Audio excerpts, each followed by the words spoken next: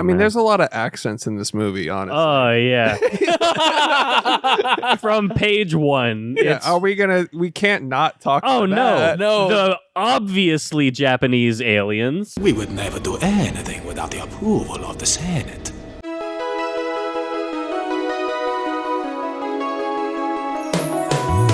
Every fucking week, new movies get released. How does anyone ever see these? There are too many movies. Welcome to There It's Many Movies, family. Hello. This week on There It's Many Movies, it's Alex's birthday episode. Hello.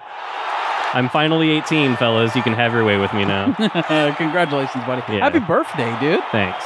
It's super early, but... Yeah, it is, but... We're going to be talking about The Phantom Menace for Alex's birthday. That was his choice. Yeah. So before we talk about that, we're going to talk about what we've been watching. I'm Chris Collins. I'm Josh, the Josh Rodriguez of Film School University. And I'm Dr. Alex Wilson. Wow. Yep. Wow. That's cool. Finished up school, did all that stuff. You just turned 18 and you're a doctor? Yeah, I'm like an Indian guy. You know how they're always like finishing school early and I was being going to say more like doctors? Doogie Howser.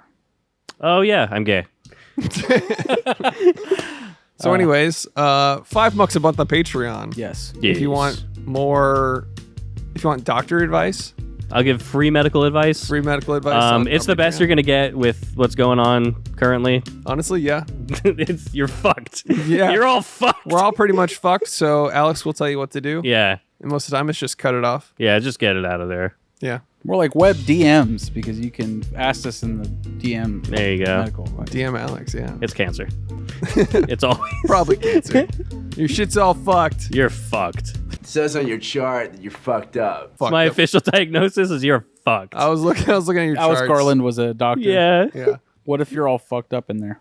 I looked at your charts and they were just so fucked up. I was like, Jesus Christ, you're fucked. What if your charts were fucked up? Yeah. Somebody get this guy a blanket. $5 about the Patreon gets you a bonus episode, gets you access to the Discord, gets you a bunch of Yep. other fun stuff.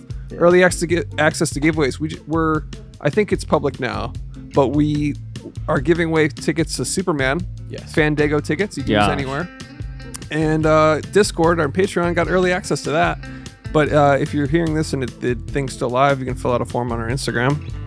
But you could have done it earlier if you were a patron. Just That's saying. right. We always give first dibs to our fucking Patreon members, dude. Shout out to the community. You always know like at least 10 minutes ahead of time because it takes me a long time to fucking get it posted and shit. Well, we're doing other stuff. We got lives.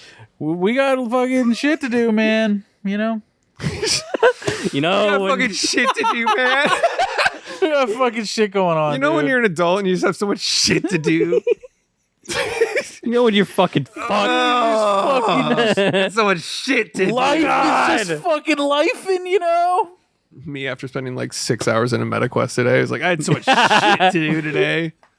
Not like Yeah. you ever take off the MetaQuest and your hands don't look real? Yeah. You know what I mean? You know what I'm saying? Whenever the world looks like Reboot. Yeah, like it's like almost you have this weird dissociation. Yeah. Oh, that's weird, man. Wait, where are my controllers? Yeah, you hold your phone and then it feels like a control. It's weird. It's weird. I've never It's like been- the Tetris effect. Dude, get Tetris effect for MetaQuest. It's nuts. I heard there's a new game on the MetaQuest that I heard is nuts. It's bananas. There's a new Marvel out. It's freaking nuts. It's supposed to be nuts. It's supposed to be Dude, nuts. but yeah. Okay. Yeah. It's so good. Yeah. Hard to pry me away from Hard Bullet, where I'm I just get that. completely mag dumping into people's mouths, grabbing their heads and putting it in their mouth and dumping the whole clip. Dude, it is cathartic. I bet, dude. It is so fun. I might get it just for that. You can grab them, flip them over. It's so Is it fun. multiplayer? Boil and peel them, stick them in a stew. Yeah. Yeah. No, it's not multiplayer. Potatoes. It's really sandboxy, so it's what you make it. Like Nice. you'll probably get bored if you are looking for like a game. Sure. But If you it's- just want to fuck around, though. if you just want to run around and kill people in creative ways and really like it gets fun when you stop playing it like an arcade. It gets fun when you just like really start just fucking experimenting. around. Yeah. And it is fun. Imagine the guy that got his first MetaQuest on the day that they instituted the age verification laws for porn websites. You know what I mean? The first day, He's just fucking.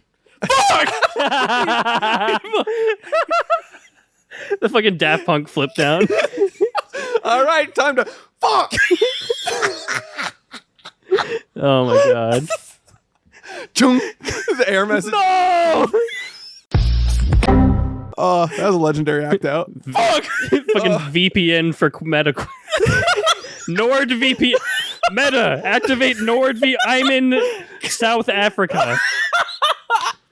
You're like trying to type on their stupid keyboard. Dude, just that's in your the living room, worst. just fuck. And then you're just like, all right. Dick out. It's like- Getting softer. Come on.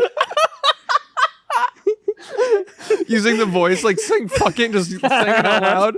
Saying it out loud using the voice thing, just like vrporn.com, nordvpn.com. He's just like, just put me anywhere.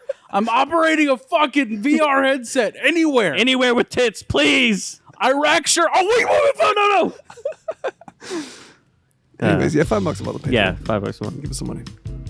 So, birthday boy, you want to kick it off with some presents? Boy, would I. Aw, darn it, dude. Let's go, baby. Okay. Here you go. Excuse me, Vivian. She's like, I don't give a fuck. All your hopes and dude. dreams are in this big old box I got for you. You know, every year bitch. you could get me a Jack in the Box that punches me in the face and knocks me out, and you don't. Unless this year you did. Just a big old fucking. It's your hand reaching out. So, can you open it facing me? You shoot him through the box. This is a reference you're probably going to hate, but in JoJo's Bizarre Adventure, the main character opens a letter and that he gets in the mail, and a hand with a gun comes out of the letter. All right. I might like this show, actually. All right. That's bizarre. There you go, Vivian. How bizarre. You know what's annoying is I was watching JoJo's Bizarre Adventure, and Christina caught it while she was like doing something on her iPad, and she goes, "This is bizarre," and I was like, "Oh!" Let's see. Is this a full-on Superman costume? No. How dare you? How dare you? How dare you assume my gift before you even open it? You son of a bitch. Oh shit! That is an AMC employee exclusive. Let's go. Superman t-shirt, dude. I will wear this. So Nice. I know a guy that works at AMC, and they had these. Hell and I was yeah. like, "Can I get one of these?" Thank you. Oh Wait, shit! wait, hold it up in front. Yeah. Hold it up in front of you. And what's the back say? Look up, discovered at Dolby Cinema at A. All right, fucking hell yes, brother. Oh yes, and we also hit up the Criterion sale. I almost bought this next one, The Prince of Broadway, a film by Sean Baker, my boyfriend. I'm 18 now. If you want to, I don't know, cast me in Nora too. Wait, he was talking to you when you were under 18? No, I mean, Well, he was in talks for Floor Project too. yeah, okay. exactly, dude. That's how you met him. He was like, I'm looking for little boys. It's not weird at all. Yeah. Honora as well. Thank you. Hell the yeah. 4K, Let's go. the Fork edition. Nice. That's how you So, pronounce baby. that. Let me see that Honora.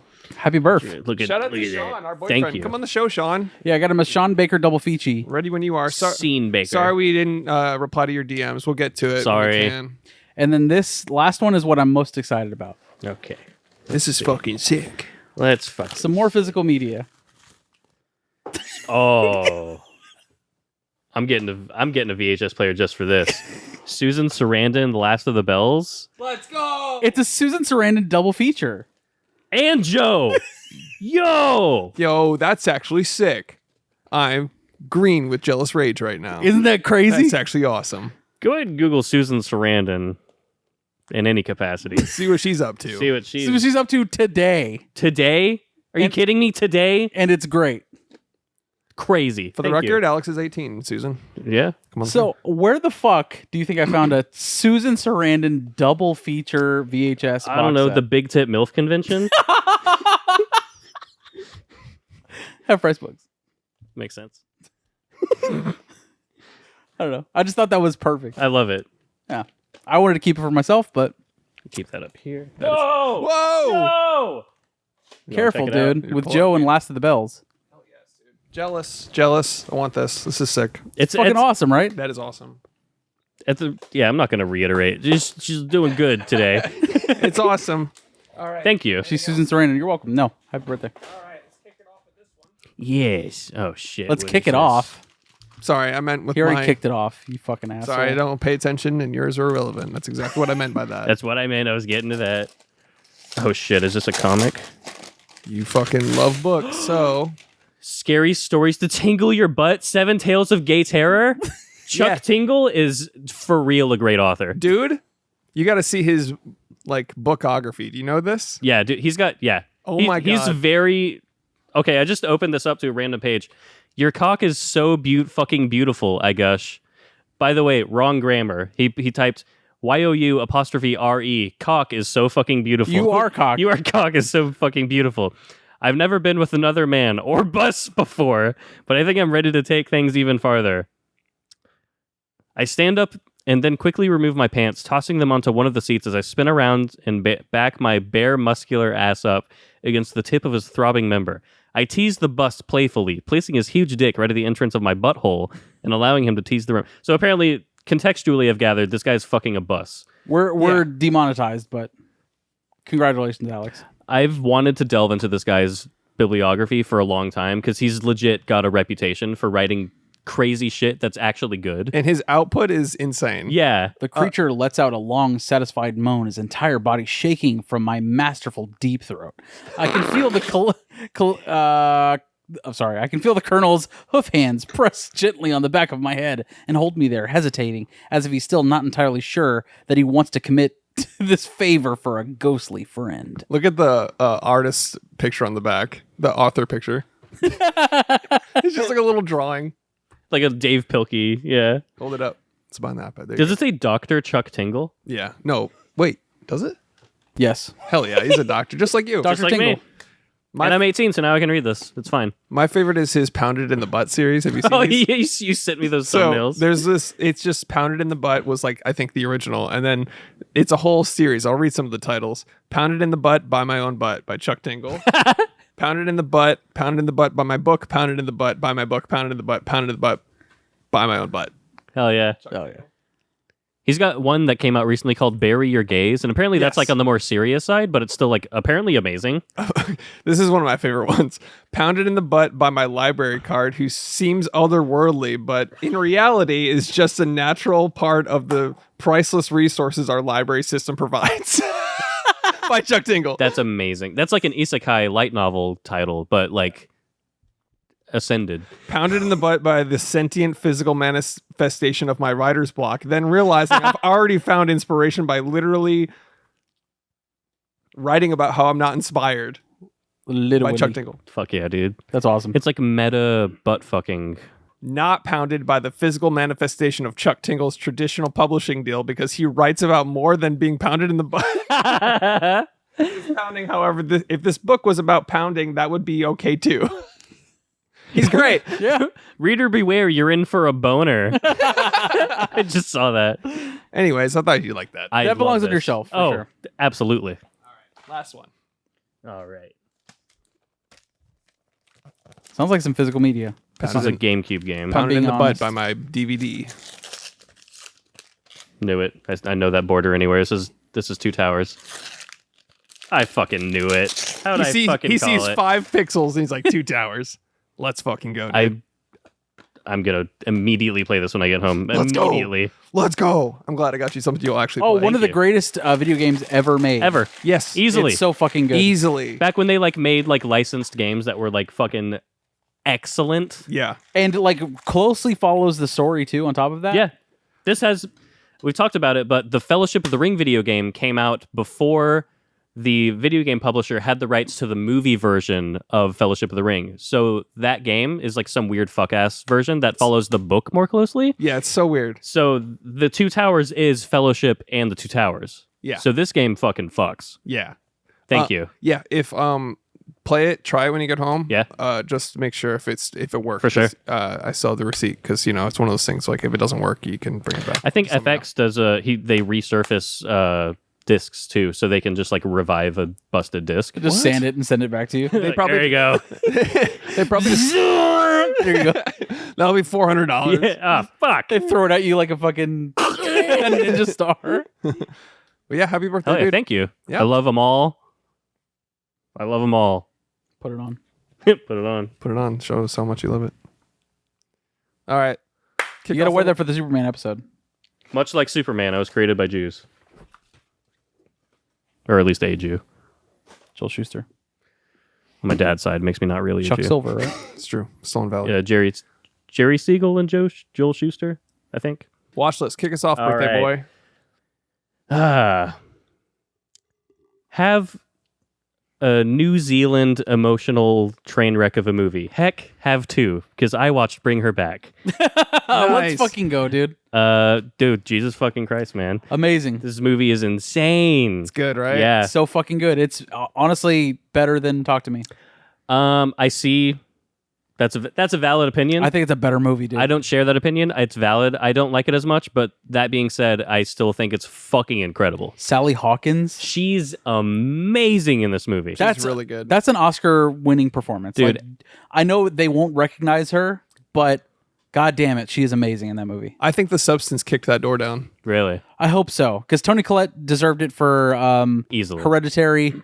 This to me is like on that same level of just absolutely fucking going for it. I don't want to steal your No, watch it's, list. I mean, yeah. I mean, we'll probably do an episode on this at some point Yes. when it's like mass VOD available. Widely available. Yeah, Yeah. I bought it on Prime as soon as it was able to be bought.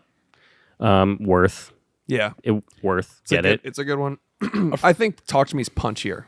I That's agree. all, it's just like more raw and in your face and violent and like I mean, this one... traditional horror. I Yeah, guess. yeah. Talk to Me is punchier, and this one feels more like anxiety, like bubbling up, and you're like, I don't quite know why and how, and then it all happens, and you're like, no. That kid is so fucking fucked up. Yeah, the The kid's most fucked up kid in any movie ever. but the brother too was so good. Yeah. Yeah. First time I've seen him in anything. Yeah. Fucking amazing. And I think at least for me, I just care more about the substance of Bring Her Back versus Talk to Me, which I liked enough. Yeah. But this one just felt like just on another level. I mean, you hate her and empathize with her. Right. One of the most what is it? Vindicated villains of Yeah. of cinema. Just like you totally understand why she's doing it the It's- entire time. yeah. She's not just an evil thing for being evil in a horror movie. It is justified almost. But there are also moments where you're like, didn't have to be like that for Yeah, a second. But it's of course, Dude. but it's just an excellent amazing performance. excellent way to capture trauma on screen. Yeah. Just fucking amazing. What was the code word that he had with his- Grapefruit. Almost cried. Yep. Yeah. Like when they It's good. when they say like grapefruit to like make them tell the truth. Like Be like, hey, I'm not bullshitting. Yeah. yeah, yeah, you know a moment. But yeah, grapefruit, dude. That fucking. I was like, oh god. The fucking knife scene. That dude, they know how to fuck a kid's face up. Those directors will fuck a kid's face up, and you can count on that. Yeah, Yeah. Really good at face trauma. It's so unsettling. The kitchen counter. Yeah. Woo! So many of those. Toe curling, dude. Yeah. a lot of toe curlers. I've audibly went, Jesus, man, Yeah. watching this movie at least 3 times. My God, man. My God, man.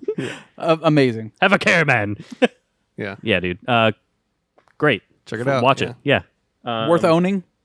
Oh, yeah. Yeah. I own Talk to Me on 4K, and I'm probably going to own this on 4K, too. Yeah, brother. Trainwreck Poop Cruise. Follow up to Bring Her Back. What is this? I saw this documentary on Netflix. To be totally upfront, I watched about half of this. You get the gist about halfway through.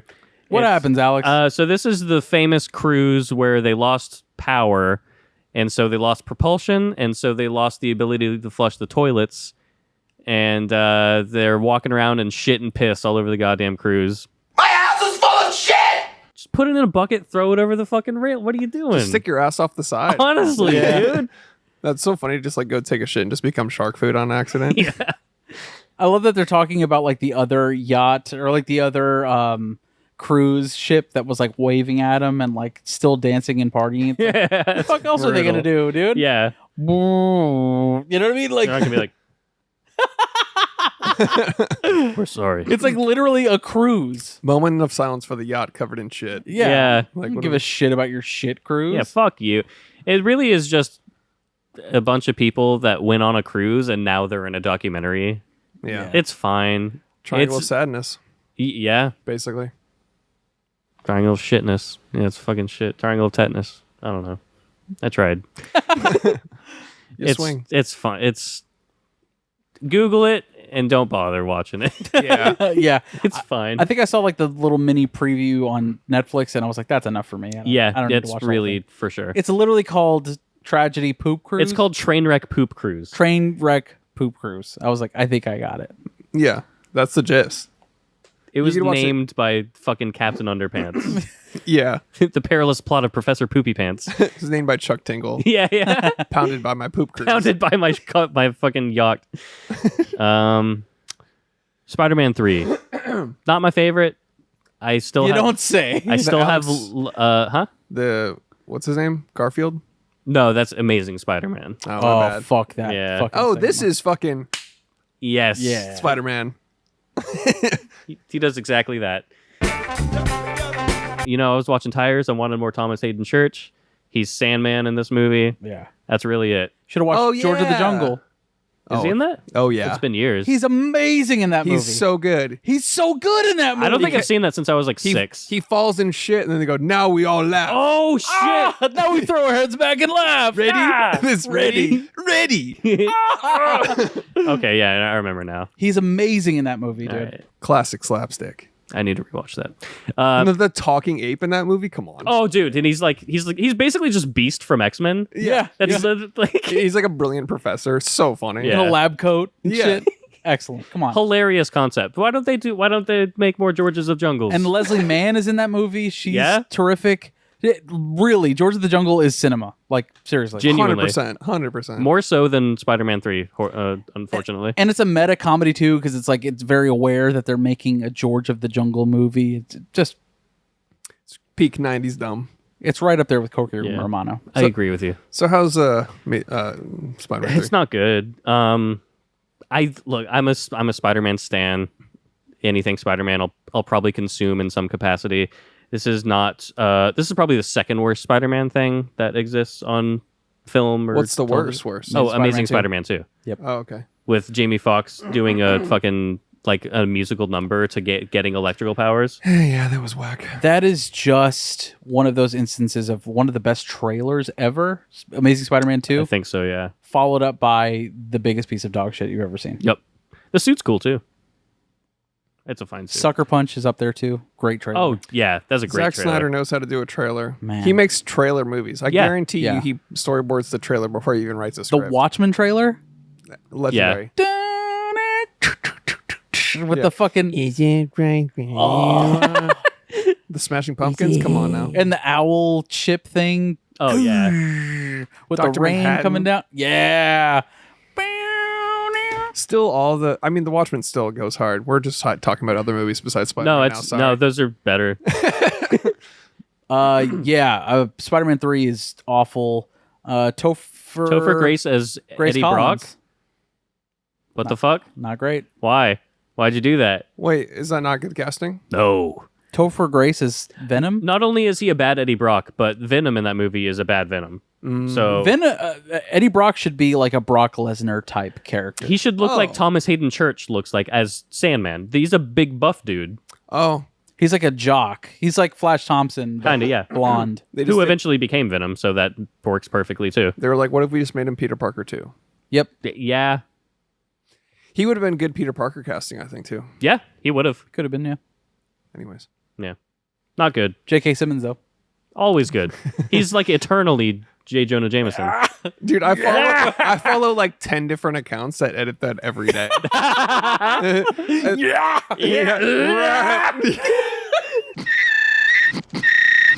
Dude, it's perfect. It makes me laugh every time. It's like if we did a try not to laugh competition, just It play would that. kill you. I lose every We're time. going to do that on next supplement. We should do Yeah, like yeah. with a mouthful like people do. Oh yeah. Of cum. Yeah. Right? Yeah. That's what they do. I'm heck? 18. I'm getting a vasectomy and that's how you do it. You Yeah, just there you suck all go. the cum. Imagine a load. Imagine two. Heck, Heck, imagine. just My favorite fucking shit. But yeah, dude, my favorite is when he's like, "Can you pay me in a van?" Could you pay me in advance?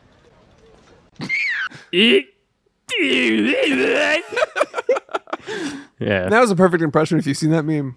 That's about it. Nice. Fair. What about you, Chris? I'll go next. I want to start my watch list with The Pitt on HBO. Oh, I've been wanting to watch this. Brother, I know it's a medical drama, and that's like a cliche.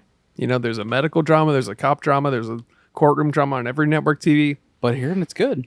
Dude, it's like 97% on Rotten Tomatoes. Like certified fresh, dude. Daddy's fresh. Does it have the sticker? Yes, he Oh does. shit! Dude, let me preface this by saying I started The Silo on Apple TV Plus. I was like, and then did a second one. I was like, yeah, and did a third one. And I was like, it's just trying to be lost. So then I tried something else. Like Rebecca Fergie's though. yeah, she's great, of course.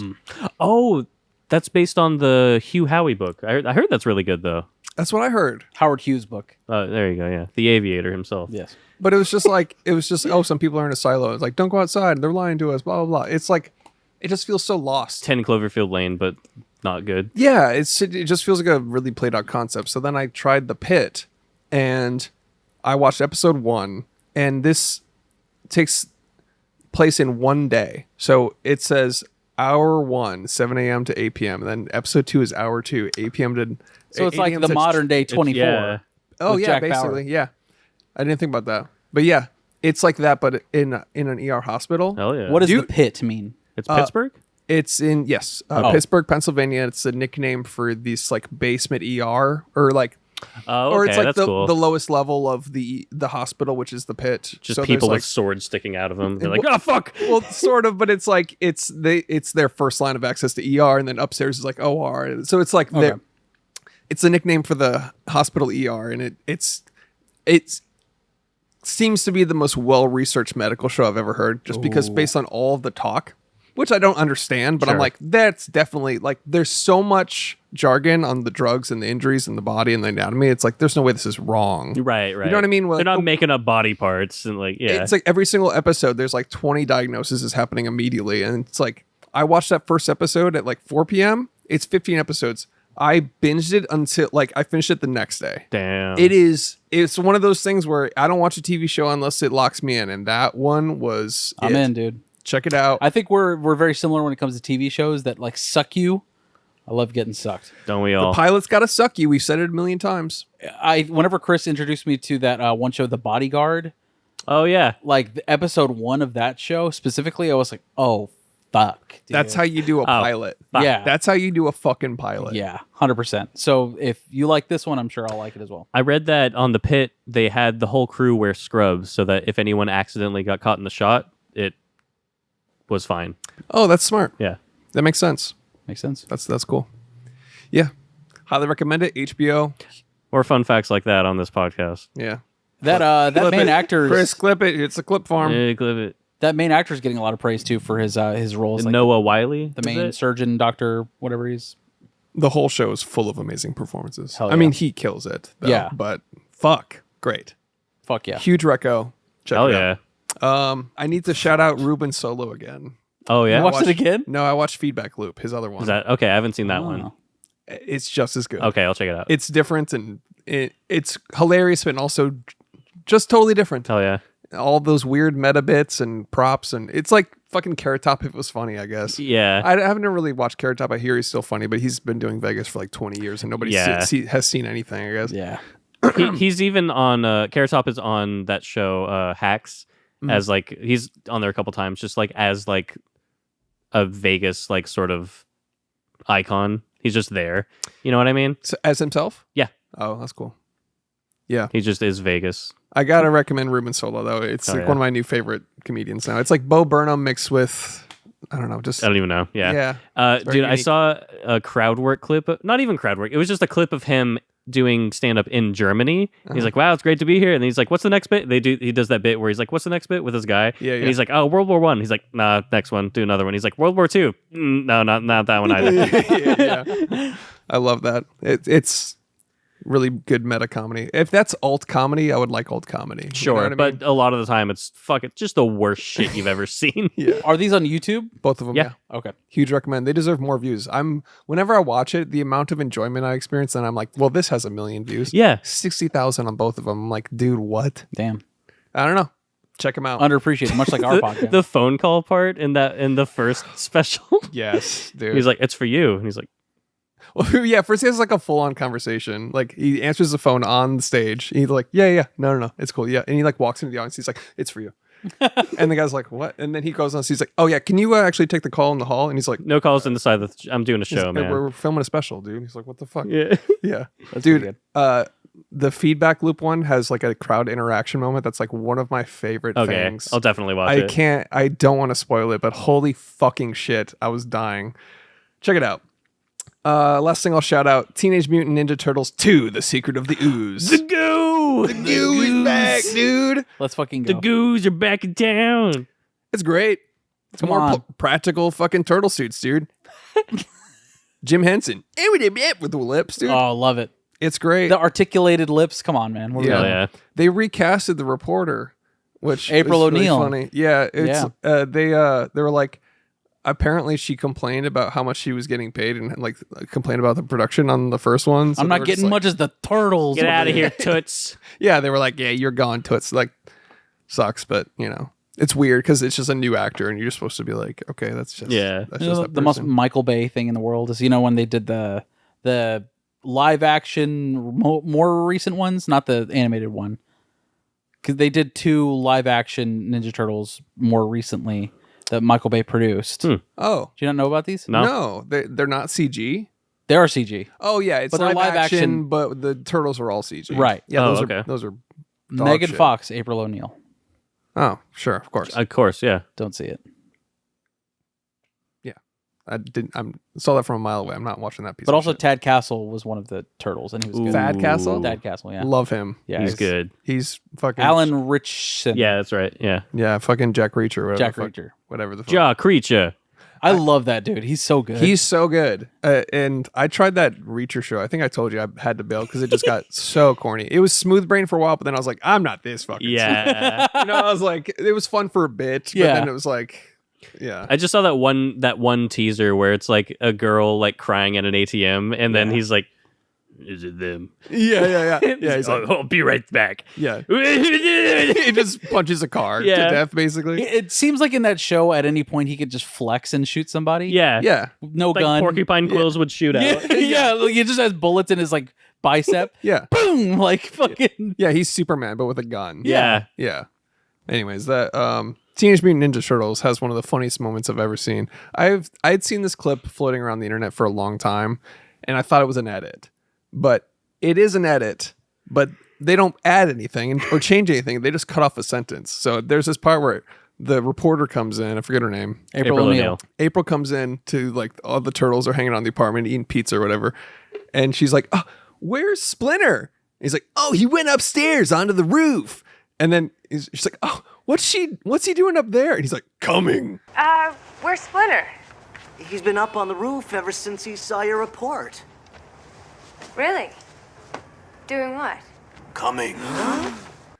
And he's just at the window. He's like, coming. And there's a long pause and he goes, up with the plan. What? Doing what? Coming. To a decision. The clip I saw was just like, what's he doing up there? Coming. And it just cuts the Splinter. It's like a rat at the window. Coming. And that's A in rat the grandpa, movie. if you will. Yeah. Yeah. And that's in the movie. That's awesome. It fucking cracked me up, dude. Coming. I love that the Ninja Turtles are a play on Daredevil. Did you know I that? didn't know that till a while ago. Yeah, so the graphic novel of the Teenage Mutant Ninja Turtles was based on Daredevil, simply put. I had no idea. Yeah. The Hand, which is the crime organization in Daredevil, is parodied in the Ninja Turtles, where they call their crime organization the Foot. Yeah. Oh, that's funny. And Splinter is based off of Stick, the guy who trained Daredevil. Yeah. He's a splinter of a Yeah. stick. Oh, Yeah. that's insane. I Yeah. did not know that. Yep. It was just supposed to be like a bit that they made as a comic, and they're like, oh, what if we just copied Daredevil and did Turtles? Now they're 400 issues in. They're like, fuck shit. That's hilarious. You know what's also crazy I didn't know is I forgot to mention this the other week when I watched the first one. Sam Rockwell's in it. Really? Yeah. He's like prominent in it. He plays like one of the Oh, I in the remember. Foot. He's like really young. Obviously, he's like super young, and he's like indoctrinating people into like the Yeah. underground like teenage like crime org, and he's like, you want a cigarette? And they're like, cigarettes? He's like, menthol or regular, it's the only choice you have to make or something. And I was like, that's Sam fucking Rockwell. Yeah. Regular or menthol? It's just wild. So Teenage Mutant Ninja Turtles 2. Yeah, it's great. Great. That's all I got. Cinema 4-3? Yep. Wow. Amen, brother. All right, I'll start with a movie that came out this year called The Ballad of Wallis Island. Now, this is a film by James Griffiths. This was like one of those like focus features, independent films, kind of under the radar, but it is about this rich dude in like a very remote island, in Wallis Island, I guess, where he invites his favorite band to perform, but like basically only for him, but they don't know that. And it's I don't know who the main actor is. He's actually really good in this, and Carey Mulligan is like his bandmate. Hell yeah. But the band has been split up for a long time. They're invited to this island to play a private show, and it turns out it's just for one guy. That's just like a complete fan. He's a nerd, and he's annoying, and but like he has a heart, and like anyways, it's kind of that sort of thing where the movie itself has a heart. It is a solid like 90 minutes, just a good like feel good movie. I was expecting like something very dramatic to happen, but not necessarily. It's just a great like heartfelt movie. Shouts to that. And somebody in Discord recommended it. I forgot who it was. But I saw the trailer and I was like, oh, this looks like something very casual to watch. And it was solid. 3 out of 5. Not bad. Where'd you watch it? That was on Peacock, I think. Fucking Peacock. Fucking cock and pee. Which is actually different than the Peacock streaming service. What?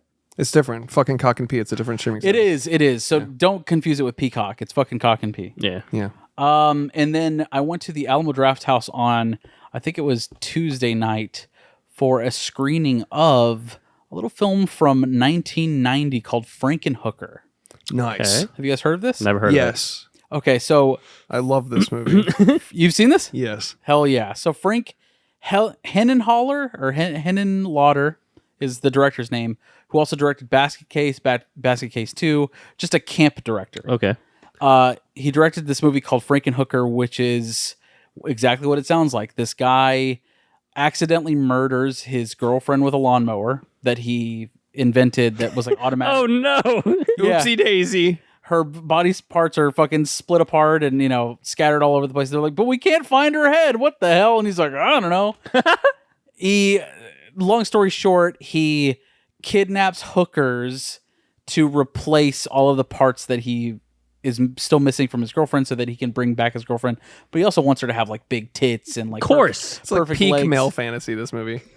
Where But it's like, what if I took my girlfriend and just fucking like a Barbie Just doll? mix and match all the best things. It's crazy. arguably a pretty intelligent Frankenstein story, dude. Like it's really about the male gaze. Think about it. 100%, and it's fucking fantastic. It's hilarious. Hell yeah. I loved every minute of it. It's so funny. So you'd imagine that the Dr. Frankenstein Sure. of this would be Just a horny kid. right, or like he knows how to conduct electricity, and he works at a fucking power plant, and he has access to all these things, and he's doing. So he's like a city worker. Dude, in the first 3 minutes of the movie, he's playing with a brain that has an eye on it. He just invented this brain with an eye. Like, anyway, but during all of this, it's set in New York, and he has just the worst New York accent. Like, I mean, like thick New York accent. Okay. So it's like he's supposed to be this really intelligent, Yeah. scientist that's bringing people back to life, but he's also from Staten Island. Yeah, the auditory system's all fucked up in his ears. That's how he talks the entire movie. It's fucking fantastic. That's awesome. And he's giving like a performance in this movie. Like he's going for it, dude. Arguably the best one next to the Frankenhooker of the movie. He's really fucking good. It's a campy movie for sure. It's B schlock, but it is so fun. And the titular Frankenhooker, Patty Mullen, fucking icon, dude. She was amazing in this. Yeah. Astounding, dude. Would you say she stacks up? She does. She does. And Was she busting out of the screen? I gotta say, All right. she was, I guess. She was a stitch, dude. She was fantastic, but the fucking pimp bodyguard muscle dude, I don't remember. fucking fantastic. He was the worst thing on screen, but he was so funny, dude. I totally. Oh wait, this is the. I remember now. Yeah. My hose, where are they? Yeah. That guy? When like he orders like 10 hookers into one room. He's like, all right, we're gonna have a great night. Everything's cool. He's just gonna kill all of them and take their body parts. Yeah. But at some point they realize this, and then this guy comes in. Dude, that was he's just he might as well have been Henry Rollins, Yes. just a fucking thumb. Yeah, just a muscle-bound fucking... excellent, dude. That scene is hilarious. Hell yeah. Loved every minute of it. And the fact that it was playing at Alamo Draft House, and like I caught it as... They have a series called The Killer Cuts, which is just B-movie schlock that they do every like Tuesday night or something like that. Shouts to Alamo Draft House, which... Where the fuck else are you going to watch that? You know what I'm saying? Shout out Elmo Draft House. Get the goo. Get the goo. Go watch Frankenhooker. It's so fucking awesome. I loved every minute. Oh yeah. So Sounds good. awesome. And then I had a journey over the last 24 hours. Late last night, Carly and I were looking for something to watch. She's like, what I haven't seen in a really long time is like it's just a really good show. I was like, I don't know. How about for the third time we attempt to watch just the greatest television show ever made? Can I guess? The Network. No. Breaking Bad. True Detective Season 1. Oh, totally. Okay, duh. I was thinking something that might be up her alley, but I guess that is up her alley. In a way. Yeah. So, but you said the third time you're trying to watch it with her. She hasn't. She hasn't gotten into it like each time that I've tried. Uh-huh. And I've tried 3 times now. Uh-huh. And I guess she just wasn't paying attention or whatever. I knew it because last night we had like thunderstorms all night. Oh yeah. Let's go. Dreary as fuck, cloudy, dark. The mood is set. The nimbus clouds were in the fucking air, dude. Locked in syndrome time. I felt her locked in from the jump, and I was like, "Oh shit, we're gonna watch all of it, aren't we, Hell dude?" yeah. And we did. Yeah. Hell yeah. We watched the entire fucking thing consecutively, Let's go. dude. The greatest show. Yeah. Best The season of greatest TV season ever made. The greatest season of television ever fucking made. It's one of those unfortunate things. It's almost like Fight Club now, where it's like guys in True Detective Season 1, that's their whole personality, where it's like, Yeah. well, god damn it, there's a reason. It's good. There's a reason. It's good. My mom loves this show. Yeah. This is the best season of television ever, period. Period. Yeah. Beginning to end, front to back, back to front. Facts. What beats that? Nothing.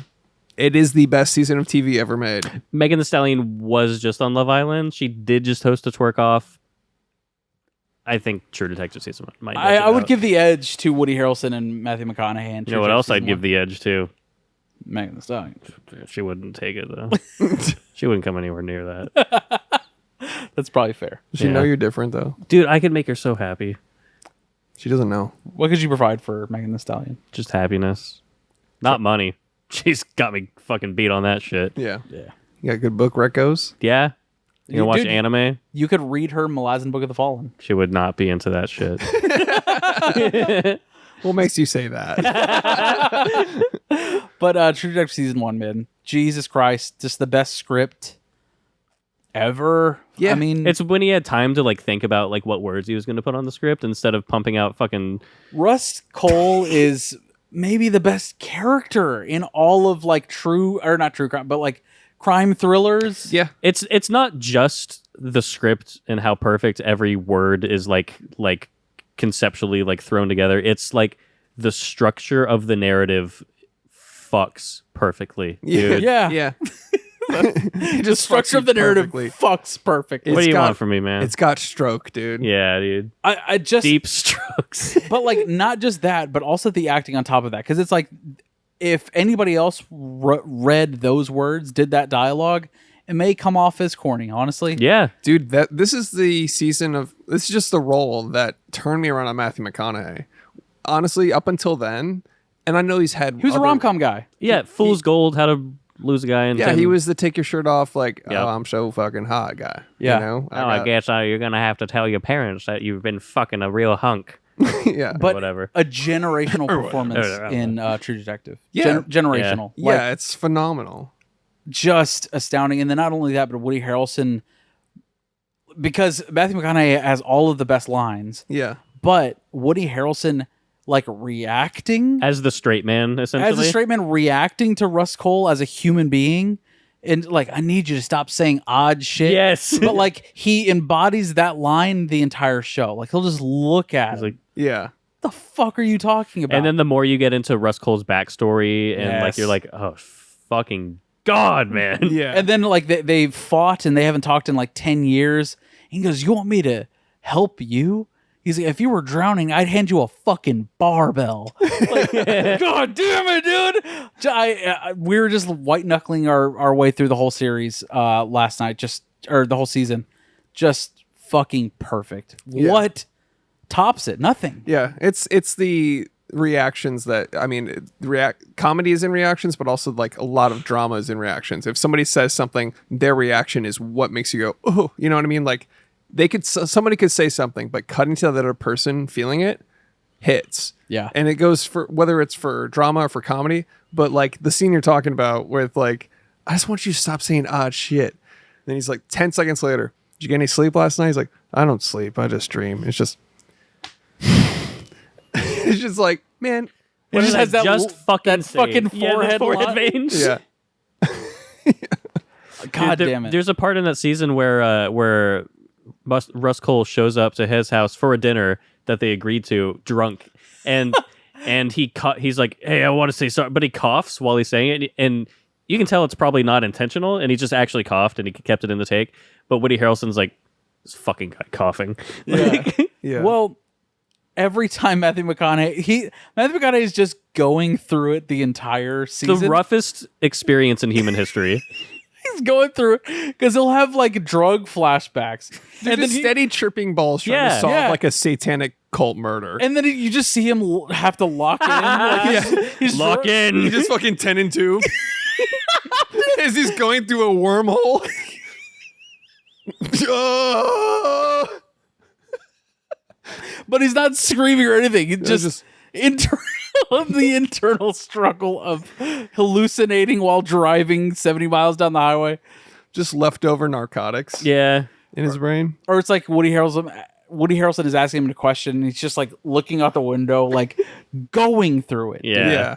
Or he's like going undercover for to get information out of a guy that he like knew way back when, and they're making him do coke, meth, fucking every drug you can They're imagine. like, all right, we trust you now. He's like, well, I'm fucked up now. I'm so fucked up. We trust you now. And then he's just like, Oh yeah, that's where the meme was born. Yeah. Yeah. just so chaotically fucked the entire series. Yeah, he was like, it's a little bit of my own concoction. You're gonna like it. And that guy was really good too. Oh, Like yeah. that, and he's just like Ginger was his name. But like even the way he hits the drugs, it's like it has experience in it. Yeah. It's just a phenomenal performance.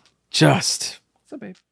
and the detail of the monster of the series, the fucking The way serial it murderer. slowly becomes an eldritch horror of cosmic proportions is pretty fucking neato, I think.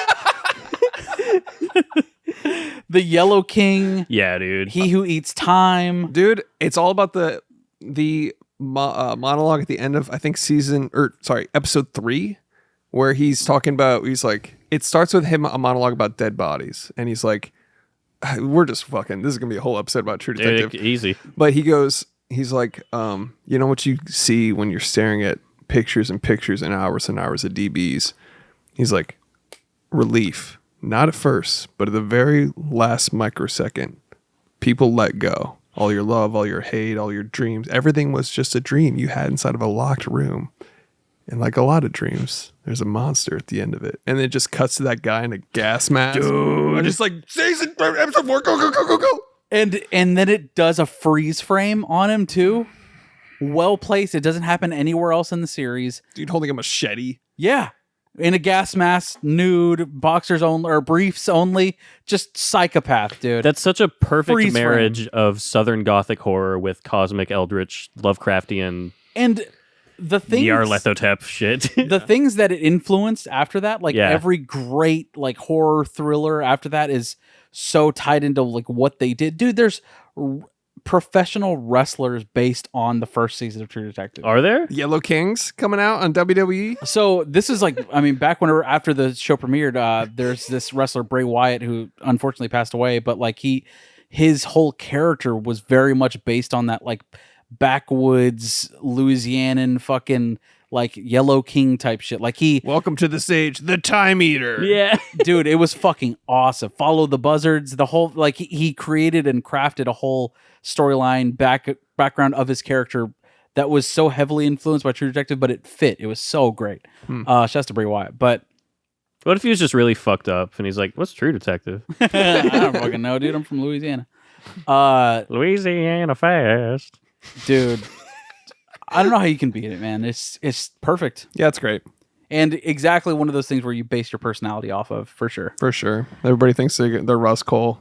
Also, best title sequence ever. Easy. That ruined title sequences for like 10 years. A lonely something road. Yeah. From The the dusty road. Yeah. That duet is so good. That's when perfect. the something and the shadow. And then like the Rorschach ink blots of the character. It's like the the double silhouettes. exposures and the That changed, like, that fucked up intros for like so long. and nothing has touched it since. Yeah. Television, film, nothing touches that title sequence. No. Unskippable. Yeah. You cannot skip it. I mean, the entire season is nothing's touched that since. Yeah, no. I can't think of like something I liked that much in a long time. Yeah, no. I'm about to get fucking stupid, but just Swamp Thing can do that. Why don't they? You know what I mean, man? Wait, didn't somebody just get casted to direct that? Casted to direct it. Didn't somebody get... Well, James Mangold is making the Swamp Thing movie, but you might be thinking of the Clayface movie. Yeah, I think so. Never mind. It's Mike Flanagan is making that. That... Fuck. No, he wrote it. He's Lame. directing, right? He's not All directing. right. Lame. Pretty sure it's different directing. Anyways, the Swamp Thing can easily have that exact tone, and I don't know. I doubt we will. Matthew McConaughey's Swap Thing, you know what I'm saying? Dude, Get would be great. Nick Lotta Pizza. We can get Alex Garlic to do it. Also, the He's best. so fucked up. what if the plants were fucked? What if the swamp was fucked up? Dude, I was reading Hellblazer a while back, and that's the John Constantine comic. Uh-huh. And there's an issue where it's his birthday, and all these heroes are just getting fucked up. Yeah. And like they have like a weed plant, but it hasn't like grown and sprouted yet. So he's like, call him, and he's like, who? And he's like, you know. And then they get the Swamp Thing, and they're like, can you make the weed grow faster? And he's like, why would you ask me? It's fucking hilarious. I was just thinking, laughing to myself, like Alex Garlic pitching Swamp Thing, like to the producers or to a studio, and be like, "What if the swamp had a thing?" But And then they're like, and it was so fucked up. And they're like, "There it is." throwing bags of money. and it was all fucked up. Sorry, baby. Anyways, anything else on True Detective? Nah, It's great. It's fine. perfect. Yep, It's Nothing else touches it. Nicolata Pizza, man. You did it one time. you did it pretty much one time. If all you season 1 didn't exist, season 3 would still be really up there, but it has a lot to live up to. I love season 3, but season 1 is just unreal. They fucked up by letting Jeremy Saulnier walk in season 3. He did the first 3 episodes, and and then they kicked him off the show. well, fuck. Yeah, Yep. that's unfortunate. But also, season 3 basically seems like a return to formula. Back to formula. You don't understand what I've sacrificed for this. Yeah. It seems like a return to form where they're like, can you please just do that again? And it's like the same kind of archetype, like 2 detectives for a long period of time. But they were both really good. It was a great season, but like you said, if season 1 didn't exist, season 3 would be greater. Because when you look at it, it's like, oh, he's just trying to do that again. And Night Country was fine except for the ending. That Yes. was fucking lame. They hooked you really well, and then you're like, that? Because you're like, oh, it's the thing. It's a full season on the thing. Sure. Kind But then it's, I don't want to spoil anything. Yeah, that's Then whatever. it's like, oh, Then it's like, oh, And then Nick Lotta Pizza's tweeting like, fuck this the entire time. yeah, that didn't help.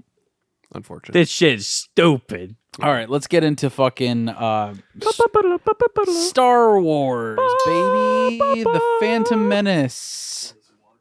This is technically our very first Star Wars movie episode. Did you know? Tis the Phantom Man ass. Yes, it is. And I'll preface the episode by saying, or not the episode, but I'll preface the review by saying, we're not Star Wars experts. No, so don't fucking at us with some fucking Thrawn ascendancy redacted all that happened. I've never even seen all of them. This was my first time watching episode 1 and 2 all Wow. together. You watched both of them I watched episode 1 and 2. for the first time just now. Yep. Wow. I definitely went to the theater to see Phantom Menace. I don't remember a thing about it. So this is like my first time watching it. I saw Phantom Menace in theaters maybe 5 or 6 times. I loved it, obviously. I was a kid. In the late 90s, we were fucking eaten as kids. Batman and Robin, made for kids. Star Wars Episode 1, pretty much made for kids. 100%. 1000%. Yeah. Which is the whole problem with this movie. Well, with the reaction to this movie. Sure. Because when it came out, I knew, even as a child, that Star Wars fans hated the fucking movie. Yeah. You go in for what? It had been 20 plus years since the original I think trilogy. like 17, yeah. And they're like, finally, new fucking Star Wars. And it's like, oh shit, Jar Jar Binks is made for kids. Yeah. When in fact, George Lucas is like, well, yeah, dude, the first ones were made for fucking kids. I don't know. They don't have this like comic relief every 2 seconds, do they? That was the issue. Yeah. I mean, Jar Jar Binks specifically. as a kid, I even had a Jar Jar Binks themed birthday party. I didn't hate him at all. Yeah, I liked him. I thought that was peak comedy. I was Yeah. like, it's never gonna get funnier than this. And now as an adult, I watch this and I go, oh, he ruins this movie. Yeah. The Jamaican reptile. If he wasn't so overtly Jamaican, Dungeons no liking outsiders, so don't expect a warm welcome. Misa think if you gonna take me on live. Yeah. not great. Rough. Yeah. If it was just a funny guy, I don't know. I mean, man. there's a lot of accents in this movie, honestly. Oh, yeah.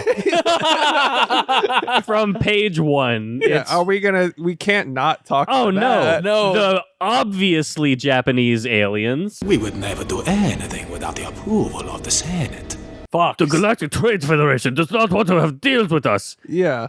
Oh. Yeah. Yeah. They're yeah. just straight up like they're the trade war guys. I don't know, man. Also, I didn't know As a kid, a trade war? tariffs. Yeah, they basically like this was made for kids, and even as an adult, I was like, I have no fucking clue what's going on. Where's the double lightsaber? There's a galactic tariff on goods and imports. On what? Who gives a shit? Yeah, and so you have ships in space. yeah, like the text just says like there's some tariffs, and now the Jedi's are being sent to straighten it out. That's it's it. like okay, and then it's just like talking for like most of the movie. There's a great pod racing scene, which is fucking let's go, fucking let it rip.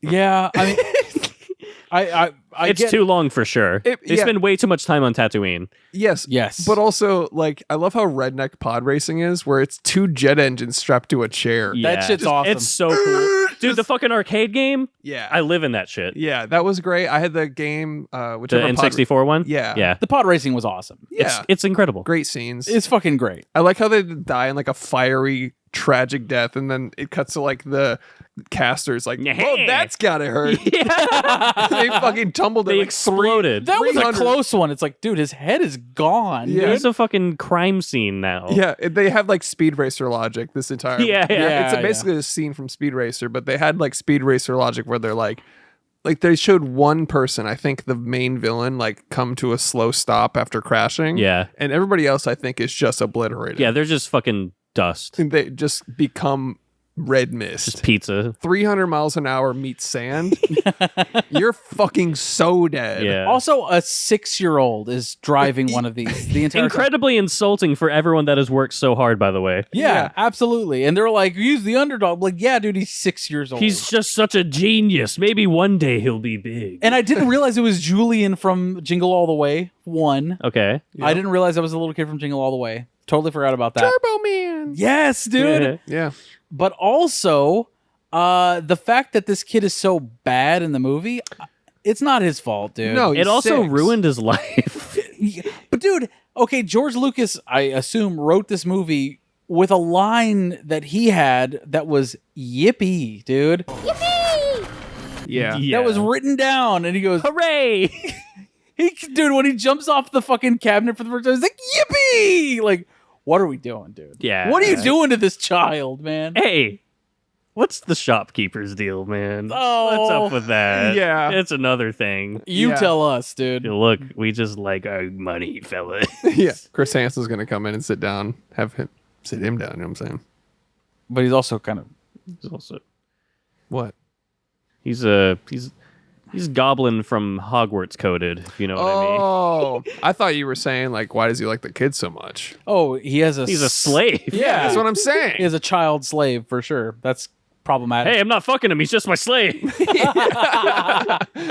then the fucking Jedis are like, well, we can't fix slavery. Like, what are you talking about? Yeah, we're really busy with this whole tariff situation. I can't bring your mom along, dude. Dude, they could... What? It's 2 of them. It's yes, one other person. Yeah, you could why'd you have to race him? Fucking cut his head off and take the parts. He's not a good guy. By honor. Yeah, what? Yeah, you're a Jedi. You got a lightsaber. He's dead. He's dead. You have lava sticks. Force choke. Dead. Yeah. But they did say he had like some like your Jedi mind tricks don't work on me. Only money. Mind tricks don't work on me. Only money. Yep. That's the only mind trick that works on me. Yep. That's another problematic scene. In this. Just it's fucking a fantasy motivated, nothing based on anything real. Yep. Just like everything else in this movie. No reference to anything else. Yep. The Jamaican reptile, the Asian aliens, and the Jewish shopkeeper. Yeah. Yeah. But the only good people are the Jedi. Exactly. Who are all white for the most part. Yep. Except for Sam green. Jackson. Or Sam Jackson. Yeah. Who are all based distinctly on samurais, but they're white and one black guy. Yes. Yeah. And then Yoda, who's Green. I don't know. You know, Sam Jackson asked for the purple lightsaber. I did. There's I like thought that was funny. yeah. There's I think the when he asked is like on camera. Where he's like, what about a purple one? And George Lucas is like, I don't know, and he goes, why not? And he's like, immediately caves. He's like, Yeah. okay. Good guys are green and blue, bad guys are red. That's just the way it works. No purple left?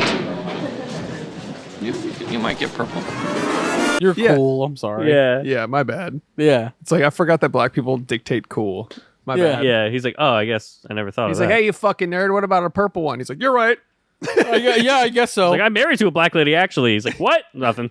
I don't know. I would have voted for Obama. I don't know. But yeah, that's funny to me. But also, I learned that they bring the the hilt of this lightsaber? With the Kyber crystal thing. I don't know. Whatever the base of it is. Sure. They the lightsaber. Yeah, they bring like a selection to any new person getting cast. Oh, and yeah. they get to choose their lightsaber. They only have 10 minutes to do it because he wants it to be like based on feeling and not like research. Based on the Force, of course. Of course. Yes. Yeah, he's like, which one? Use your gut instinct. What color would yours be? Brown. I'd be Darth Maul, obviously. The double, You're so dark and fucked up. the double-sided dildo, dude. Yeah, dude. Hell yeah. DP and everybody. Yeah, I That's get it. me. That was okay. Ass Seeing to ass. As me taking 2 Jedis. hell yeah. He's the most fucked up villain of all. He severs their anuses and leaves them in wheelchairs. What was your color? Brown, easily. Hell yeah, dude. I don't know. There's only like what? Green, blue, yellow, purple. Can I do And a only black Mace one? Windu can. That'd be cool. I do white. Zero. That would be cool. A white saber. The white saber, dude. The yeah. white sable. Yeah. Sable. The white sable. Widowy, just a white sable. Seeing Darth Maul for the first time fucking changed everything for me. I was like, this is the coolest fucking shit of all time. But much like every good Star Wars villain, it lasts for 5 minutes. Of screen time? He has no lines, and all backstory is in like 100 novels that only mega fans have read. So they're like, actually, he's from the fucking Alderaan plains of I don't know. He's a better- guy that showed up. He's better mysterious. I think it's so cool that like he was based on a concept art. He asked like the concept artist, he's like, draw your worst nightmare. And the guy drew like something with like crazy like 10-foot horns. He's like, okay, your second worst nightmare. And then he drew Darth Maul. That's sick. And like that was the start of it.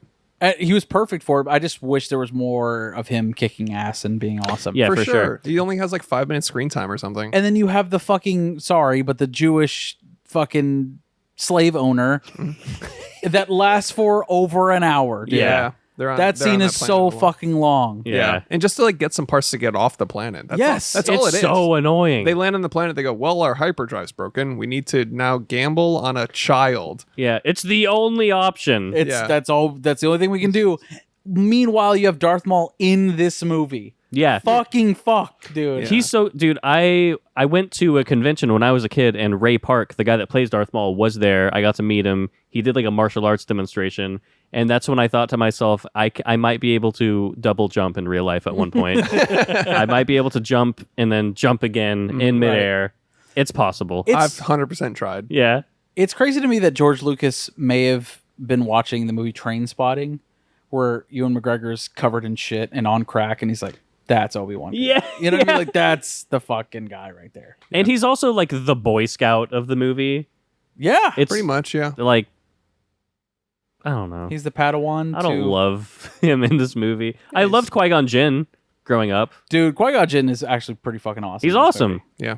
Liam Neeson was perfect for this. He's like the Jedi Master, and yeah. And I was surprised he was only in this movie. I did not realize he wasn't in all three of the prequels. I didn't know that either. No? They all kind of blend together in my head. It was a big surprise to me that he gets fucking killed by Darth Maul. I was like, at least they give Darth Maul a kill. That was pretty cool. Yeah. Yeah. When the score kicks in, I can't help but always hear the "Turn off the flash, you fucking moron." Turn off the flash, you fucking moron.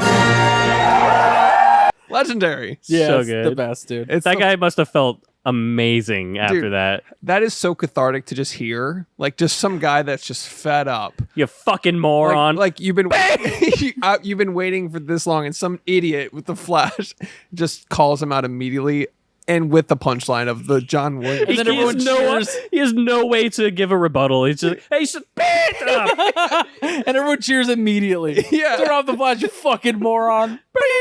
God. Turn off the flash, you fucking moron. It's perfect. You ever diss somebody scored by John Williams? Yeah, my diss was scored by John Williams. Dude, speaking of John Williams, he cooked abominably hard with Duel of the Fates. Come on. Demonetized again. Dun, We dun, nailed dun, it. dun, dun. Yeah, sorry, too it's perfect pitch. It's not a big deal. The droids are unintentionally hilarious. in this Oh, one. Roger. Yeah. Yeah. I love that, like, the droids ask, like, hey, where are you taking them? He's like, oh, we're going to Coruscant. And then the droid goes, huh? Boom! Fucking, like, zapped in half, dude. He goes, you're under arrest. Yeah, And then fucking slice. yeah, he goes, yeah. oh, wait, you're under arrest. Xer. You're under arrest. Yeah. But, like, not even that much emotion from the droid. Yeah.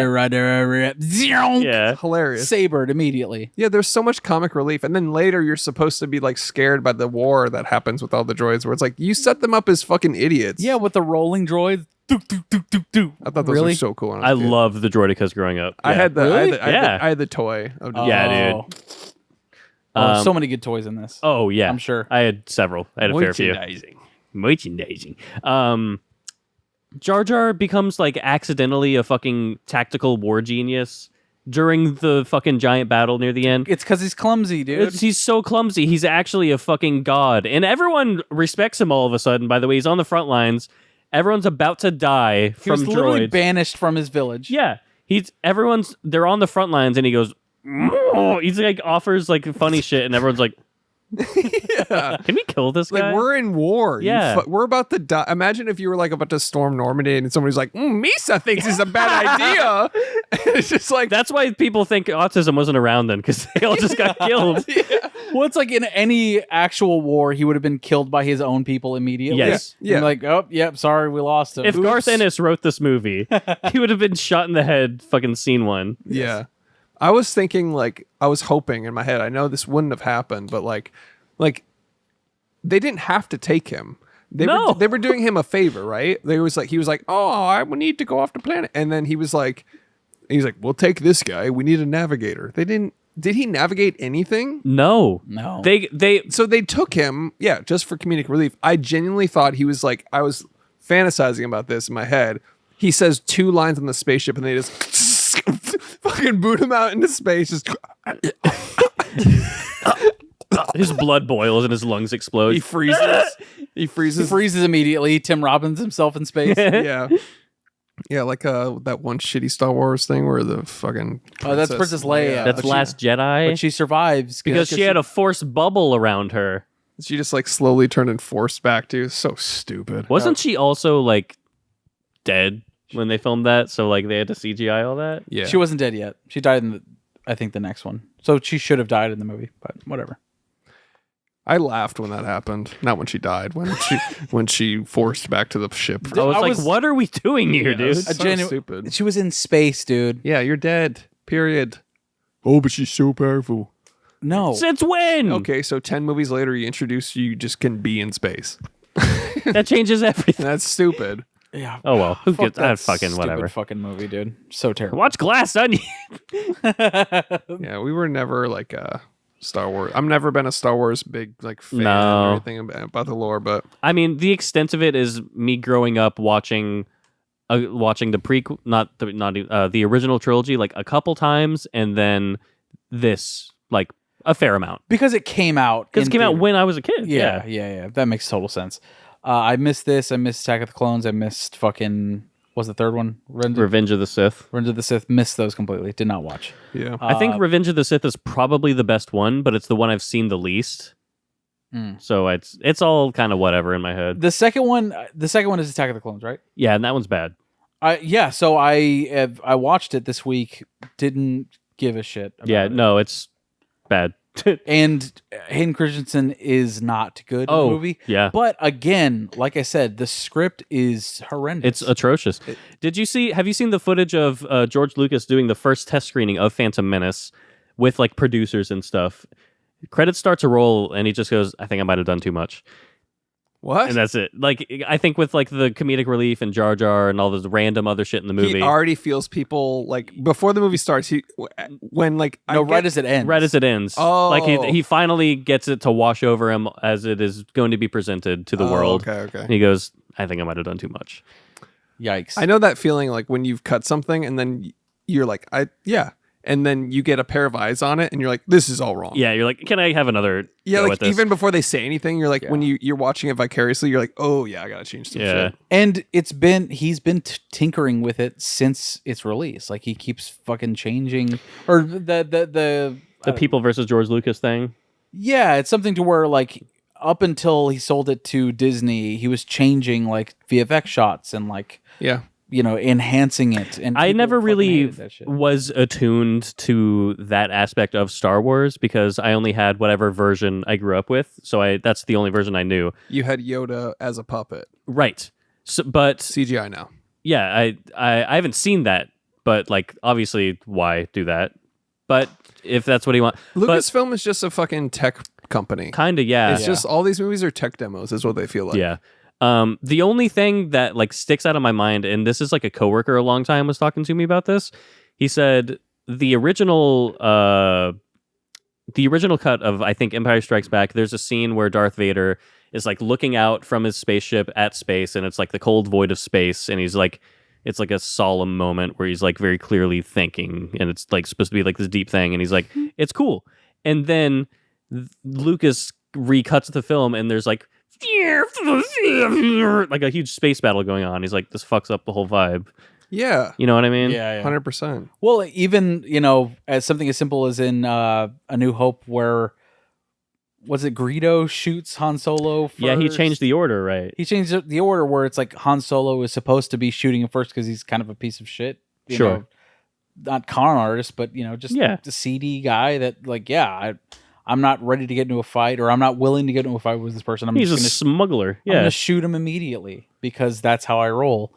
And after the release of A New Hope, and then years later, Lucas has a character, the character that he kills innocently, shoot at him first so that it looks like he didn't shoot. Oh, he's got honor. I didn't say that right because I'm not a Star Wars. Right, but the gist is he changed a well-known thing. Yeah. Yeah, that's dumb. An actual character trait, basically. Yeah. It's like, he shoots him because he's a fucking piece of shit. Or even replacing entire characters, like at the end of Return of the Jedi, where there's like the Force ghosts. He replaces the Force ghosts for Obi-Wan Kenobi, or one of them with like someone who like then reprised the role in a prequel movie and replaced the actor entirely for the new cut of... You know what I mean? That's it's just crazy. weird shit. Yeah, it's rewriting history in a weird way. Yeah. Where it's like you're just like history. He's like causing Mandela effects. Yeah. He's like it's weird. Yeah, and the people that grew up with Star Wars can't like there's no way for them digitally to watch the movies that they grew up with. Right. 'cause You they've have been to find changed. like a first print VHS of something. Yeah. Exactly. Yeah. Like there's no way of watching the original thing as it was shown on screen for the first time when you went to the theater to watch it yourself. Yeah. Which, that sucks. But again, I don't care. Same. I give a yeah, fucking same. shit about this shit.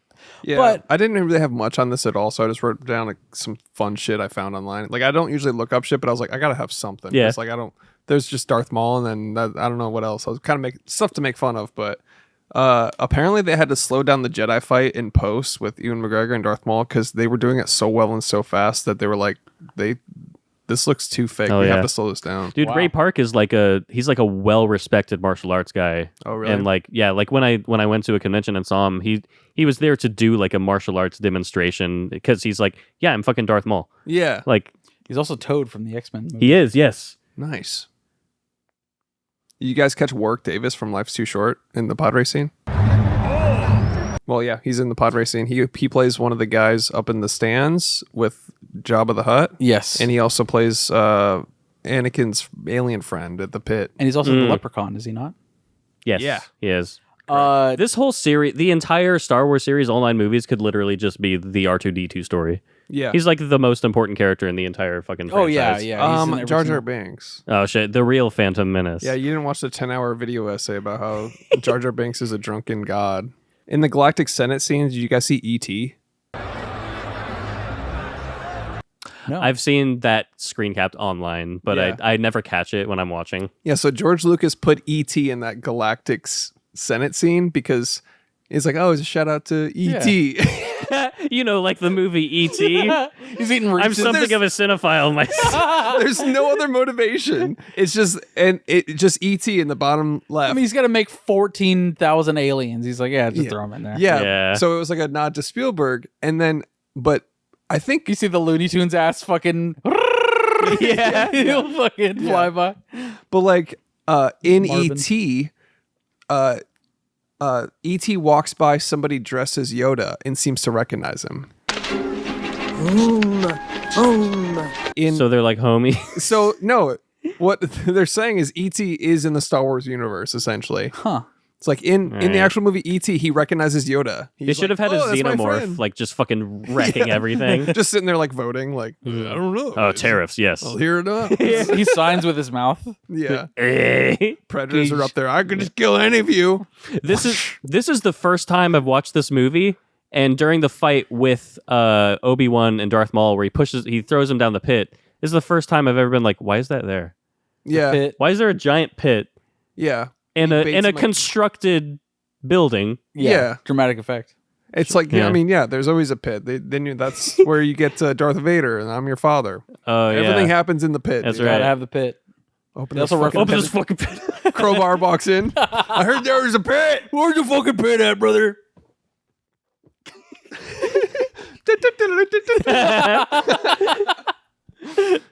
All right. Well, I got a couple more things.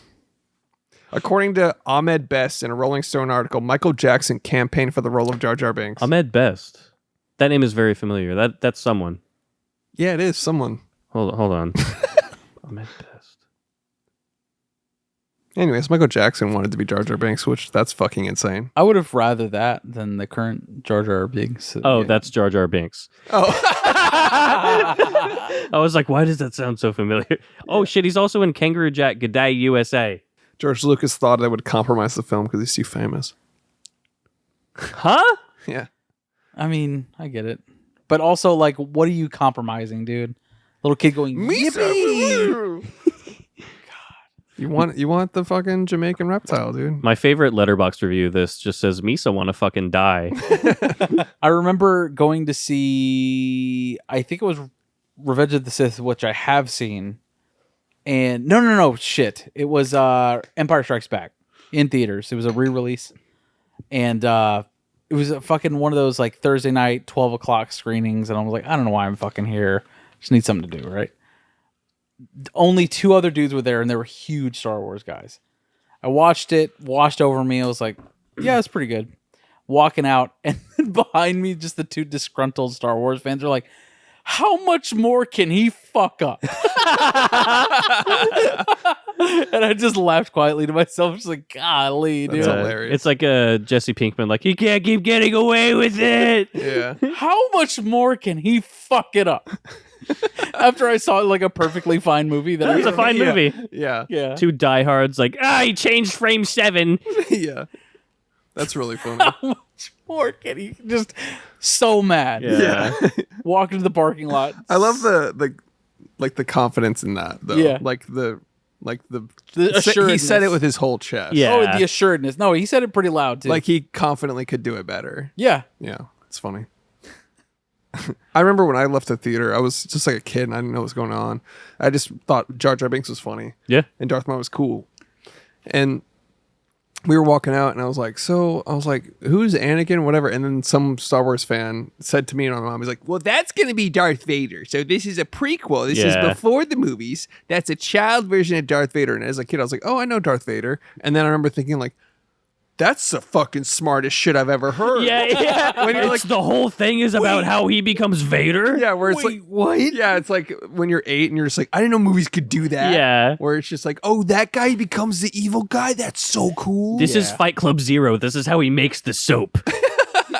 I was going through it that night that Phantom Menace came out. We went to go see it. That same night was very famous WWF pay-per-view, Over the Edge. Owen Hart died. Oh, shit. In the ring. So you watched that, then watched Phantom Menace? Yes. Yikes. Like, we watched the whole pay-per-view. We're like, wait, that guy died? Yep, let's go to the movies. That's There's a new Star Wars out. It's supposed to be nuts. It's supposed to be nuts. Yeah. I remember, and I think that's why I don't remember Phantom Menace. I was like, Because you were wait. just thinking about the man you just saw die. Yeah. You saw a man die on live TV. And then Vince McMahon is like, keep the show running. We still got this buried alive match Oh tonight. my God. Yeah. Jesus That happened. Well, that's about all I had on Phantom Menace. What about you guys? I really like the guy who he's like the, I guess he just works in the ship, but he like his eyes and mouth are covered with metal, and he was like, sir, the Jedis are trying to get away, and I just wanted to hit like the guy he's reporting to be like, take the fucking things out, and he's like, all right, sir, the things are getting away. I just love the droids that are just monotone. Yeah, they're great. Yeah. Killed immediately. I had Made multiple. of paper. Yeah. Huh? They're just paper mache. Yeah. Well, yeah, shouts to this movie, dude. Happy birthday, Alex. Thanks. Happy birthday. It was a fun watch. Yeah, it was fun. It's funny. It was it was a comedy, but not in the way it intended to me. Sure. I was like, this is the most ridiculous thing. I want to watch episode 3 now. All right. Knock it out. I'm not going to do any Sure. of that. No. The prequels are just, all of Star Wars just doesn't do it for me. I get it. I want to watch that after Sean Michael Cologne talked about it. The fucking Andor. Yeah. Apparently, that's pretty far removed from like Star Wars lore. Andor. That's what I hear, but I don't know. He had me at the writer of Michael Clayton, dude. Done. Yeah. Yep. Tony Gilroy. Yeah. All right, fellas. That was the Phantom Menace episode 1, baby. Yes. Is it cinema with Marty Scorsese? Boys, we have to determine whether or not this Star Wars movie, Star Wars Episode 1, one of the greatest known films of all time, is cinema or not cinema. How we rate movies on this podcast is how we do it. It's a simple yes or no. This is how no we do it. or yes, back to front, front to back. Is it cinema? Birthday boy, let's start with you. I will say yes. It's cinema for one Alex Wilson. I guess it's cinema. You know, it's cinema for me. It's fun time for kids. Exactly what it intended to be. Yeah. I also understand the hate for it, Chris. Oh yeah. Barely. Yeah. Barely cinema, dude. The pod race scene, plus Darth Maul, plus getting cut in half, plus you got a bunch of racial stereotypes.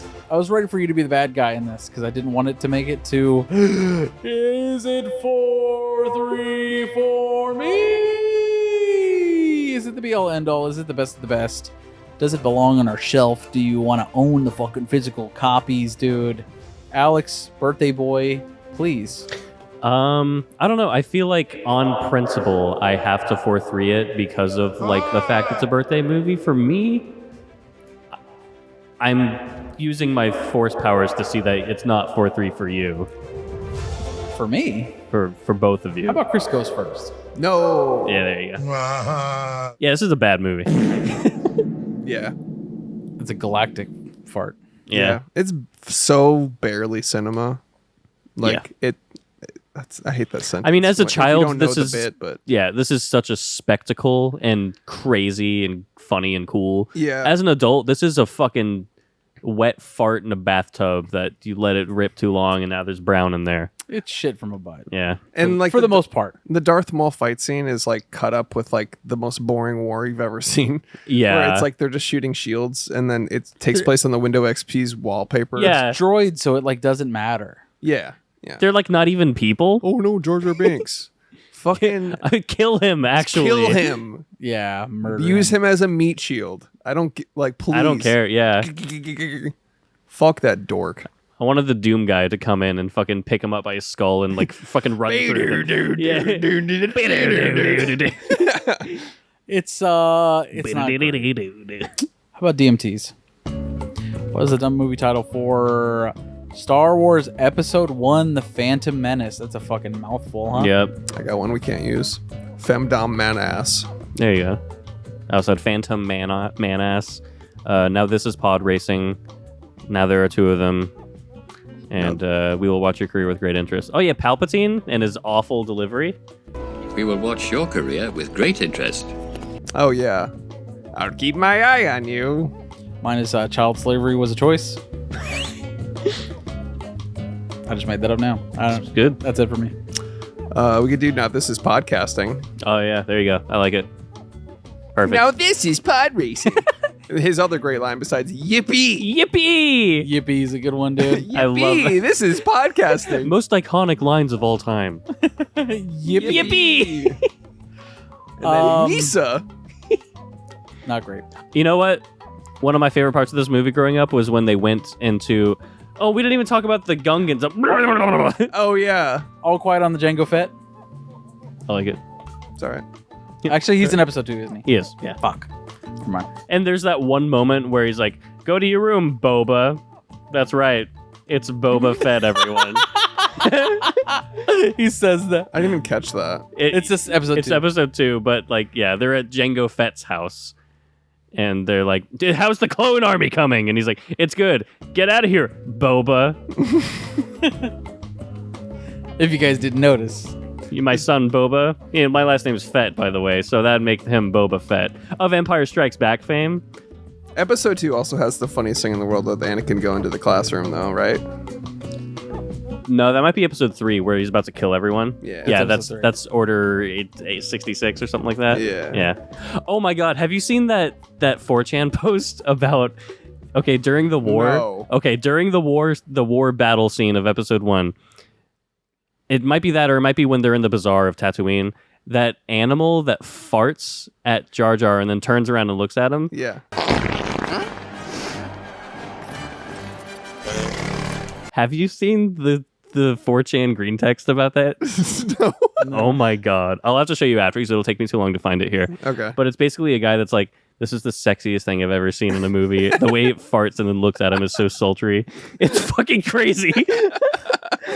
It's iconic in the same way that the Shrek green text is iconic. Yeah. Shrek is love. Shrek is life. Yeah. Facts. Google that.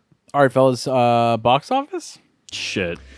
More $1 billion. How much does this fucking piece of shit cost? It costs $30 million, I think. Cost? No fucking No, way. this is like 140 at least. Yeah, this costs $120 million to All make. right. I'm going to go 140. Yeah. Well, it looks like 30. Looks like dog shit. Everything's green screen. I mean, yeah, but Yoda's 1998. entirely CGI. Yeah, well, yeah. You know they made the green screens only as the height of the actors? Jesus. It's like, just make it... What it's the hell? It's a wall. And they had... Liam Neeson apparently was so tall they cost the production company $150,000 so they had to make the walls higher. He's like 5'9". Dude, yeah, he's not that tall. He's not that freak. But like, it's just green, whatever. He's not like the guy that played the Abomination in Alien Romulus. Or Right. Like, shit. Oh, God. It's $30 million. 120. 140. Alexa, how much did the movie Star Wars Phantom Menace cost to make? I don't know that one. It's the most popular movie like of all time. Alexa, how much did the movie The Phantom Menace cost to make? Star Wars, Episode 1, The Phantom Menace cost an estimated $115 million US. Let's fucking go. $5 million off, baby. So how much did it make? $650 million. I don't know. I'm gonna go 400 million. Yeah, it probably made like 315. Alexa, how much did the movie Phantom Menace make in theaters? Star Wars, Episode 1, The Phantom Menace grossed $488 million US in the United States and $1,050 million US worldwide. W. Oh yeah. All right. Movies in space? Fuck. Holy shit, dude. Let's go. Be a long one, dude. Good. 2001. It's my favorite movie of all time, everyone. Star Wars. You showed Chris that movie, right? I did, yeah. I thank you so much for it. And every day. devs. Yeah. Yeah. You said Star Wars? Yeah. Alien. Interstellar. Star Trek. Jason X. Nice. Classic. Battlestar Galactica. Battlefield Earth.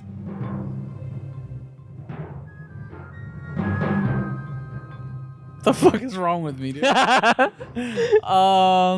It's better when it's niche. You'll like Mission to Mars. That movie fucked me up as a kid. This up. and the Darth Maul scene. The Yeah. two dismemberment scenes that I was Yeah. like, what? Yale? Apollo 13. That's a great fucking movie. Yeah. The Martian. First Man. Fucking snooze fest. Yeah. Stargate. Yeah. It's a great movie too. Gravity. The one I want to say, I can't remember if it's been said, and I'm so mad.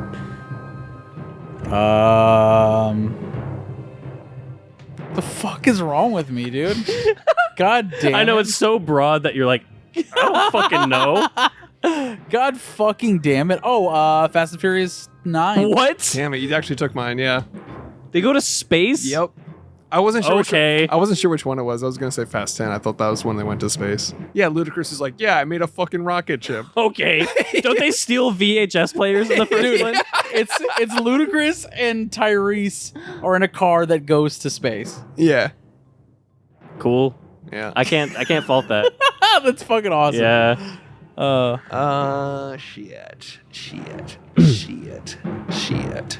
Shit. It's hard, man. Yeah, it's so broad of a Oh, question. God. All right. Yeah, I think I got a couple. Spaceballs.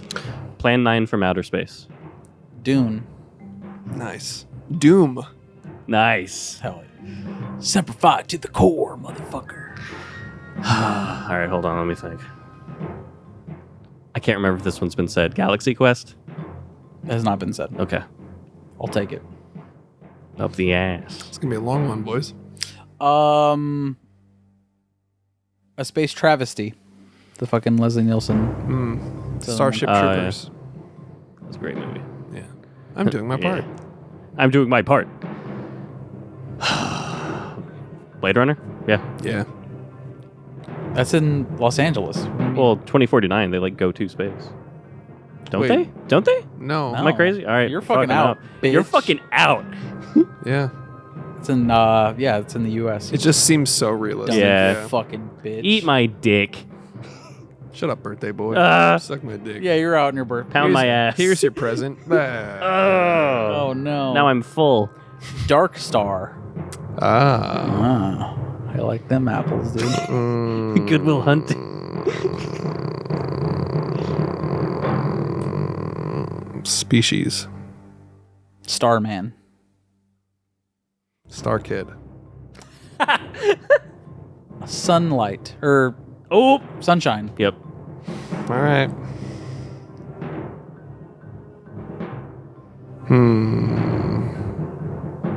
Event Horizon. Good movie, dude. Oh, The Fifth Element. Great movie. Ooh. Shit. Yeah, it's a tough one. Gary Oldman in that movie, dude. Yeah. Fifth Element? Is that what you said? I think. Okay, yeah. Chris Tucker, too. Mm-hmm. I'm just going to say I'm out because this is going to go forever. It's going to go forever, dude. So I got to go with one last one. And I was just thinking of one.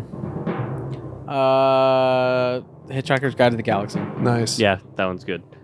Solaris, Ad Astra, Moon. You fucking love that movie, Contact. Dude. Ad Astra was good. Prometheus. Contact. Well, Contact, yeah, I guess. Prometheus is an alien that covered. He said alien, that's true. That covers it. I toured the director of Ad Astra. Armageddon. And it was for like Austin Film Festival. He did a movie that was based on like his life, not Ad Astra, of course. But someone asked him about Ad Astra. It's like, oh, well, you know, basically, where did you get your idea for Ad Astra? He goes, it's just Apocalypse Now in space. I was like, oh fuck. Oh shit. Yeah. Huh. Yeah. Yeah. Yeah. Yeah. That was my exact response in the theater. You go. You like put the pieces together. You're like, it is. Oh. Eh? All right. Yep. All right. That's it for us, boys. Nice. Happy birthday, Alex, again. If you love Alex, if you care about Alex, please give him $5 a month. It is available through our Patreon. You can tell him fucking happy birthday to his goddamn face. Yeah. They steal all my money from me. So if you want to give me money, buy him a coffee for his birthday. It's only $5. It's less than the price of coffee. Yeah. Alex told me off camera before we were recording. That's all he wanted for his birthday. That's all I want. Donate $5 a month to Patreon. Join the community. Happy birthday. All I want is like a hangout with like Gianna Michaels or maybe $5 a month. I don't know. Happy birthday, New Year. Are you doing the Marilyn Monroe? Happy birthday, Yeah. Mr. President. Yeah, you fucking.